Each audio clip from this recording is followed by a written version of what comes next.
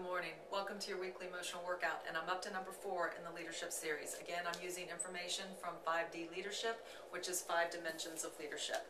Number 4 is the style of relating, which is creating and sustaining harmonious relationships between yourself and individual staff and team members amongst one another.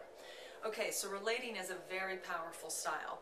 It requires the use of empathy and listening to be very effective with it.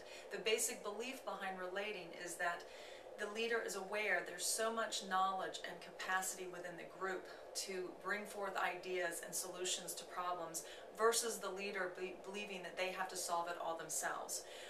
In an example I can give for you personally, I was a teacher many years ago and had a student who was very angry and violent. And he would scare the other students, who then of course rejected him even more, which only fueled more of his anger. So I knew I was going to have to help him and those kids find a way to relate to one another. One of the things that I did is, after a particularly upsetting incident where he had to be removed from the classroom, instead of going back to just teaching the class, the math lesson that I was doing, I went ahead and said, let's talk about what just happened. What did you feel? Have you ever felt that angry in your own life? What did you do?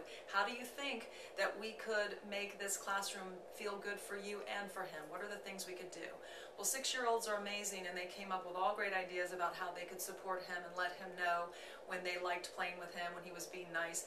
And they set about doing that, and that child had a really transformational year, and the class itself really came together. And so it taught me a lot too about the power of a group working together.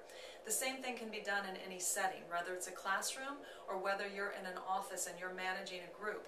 If you focus on the differences, you'll get more of the differences coming to the surface. You've got to find ways to help them find their commonalities, and working towards what they all want is to feel good and to come into a work environment that they feel supported and positive.